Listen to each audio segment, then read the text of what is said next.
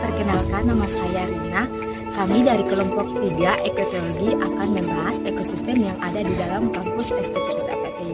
Tapi sebelumnya saya akan memperkenalkan teman-teman saya. Halo, perkenalkan nama saya Paternus.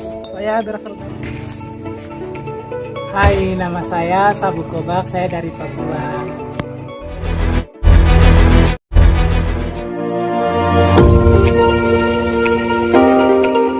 Ekosistem kampus adalah suatu ekosistem yang diciptakan oleh manusia yang berupa bangunan dan lingkungan sekitarnya yang saling berhubungan satu sama lain, serta ekosistem yang ada di dalam kampus yang berupa komponen abiotik dan biotik yang ada di dalam.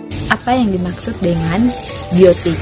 Biotik adalah makhluk hidup yang berupa tumbuh-tumbuhan, hewan, dan manusia. Nah, apa fungsi tumbuh-tumbuhan dan hewan? Yaitu adalah sumber makanan bagi manusia. Seperti rambutan, pepaya, kelapa, jambu, dan lain sebagainya. Contohnya hewan, ada kambing, ada bebek, ada ayam, dan ikan. Lalu apa yang disebut dengan abiotik atau yang biasa disebut dengan ruang lingkup lingkungan di sekitarnya? Contohnya seperti gedung aula, gedung perpustakaan, dapur, gedung kantor, dan ruang belajar.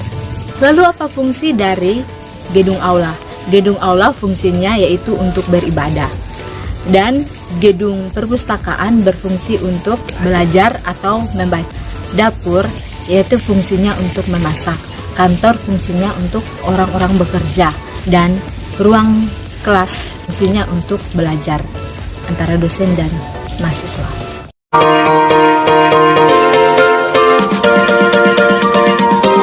Saya akan menjelaskan rantai makanan manusia yang ada di kampus. Namun sebelumnya saya akan menjelaskan apa yang dimaksud dengan rantai makanan. Rantai makanan adalah suatu ekosistem makhluk hidup di mana satu sama lain saling memakan untuk mendapatkan suatu energi atau nutrisi untuk memperoleh kehidupan yang baru. Adapun salah satu rantai makanan yang ada di kampus yaitu yang pertama ada rumput, ada kambing, ada manusia, dan terakhirnya pengurai. Yang pertama produsen yaitu rumput, yang kedua itu konsumen yaitu kambing, yang kedua manusia yang menjadi konsumen kedua. Setelah manusia mati akan dimakan oleh pengurai, dan pengurai itu akan menjadi pupuk, dan pupuk itu akan menjadi tumbuhan, sehingga tumbuhan itu akan dimakan oleh kambing, dan seterusnya dimakan oleh kambing itu dimakan oleh manusia, dan manusia mati akan jadi pengurai lagi. Jadi siklusnya itu berputar. Hai sahabat ekoteologi, saat ini saya akan menjelaskan tentang kerusakan lingkungan yang terjadi di kampus kita. Nah, kerusakan lingkungan itu biasanya terjadi karena aktivitas manusia secara berlebihan.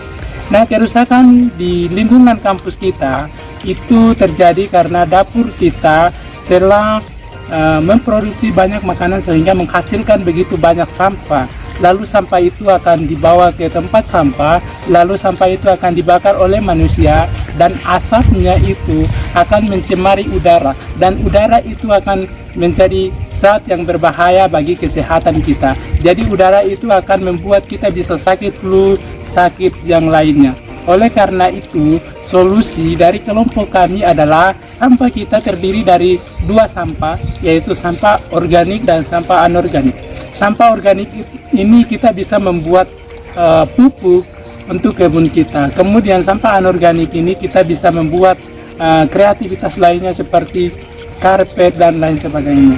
Jadi ketika kita diciptakan oleh Tuhan, apa yang menjadi kedudukan kita di muka bumi ini telah berfirman dalam Kejadian pasal 1 ayat 26 mengatakan bahwa Allah telah memberikan kuasa kepada umat manusia untuk merawat, melihara, dan juga menata lingkungan yang ada.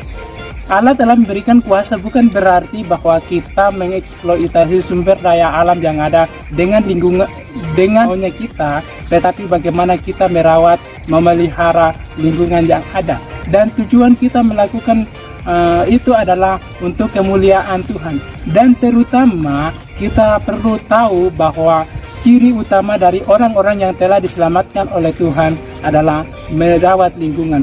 Karena Allah telah memulihkan hubungan kita dengan dirinya melalui pengorbanan Yesus di kayu salib. Dan Allah juga telah memulihkan hubungan kita dengan ciptaan alam. Oleh karena itu, saya mengajak kita semua bahwa marilah kita menjaga lingkungan yang ada. Salam, Tuhan memberkati.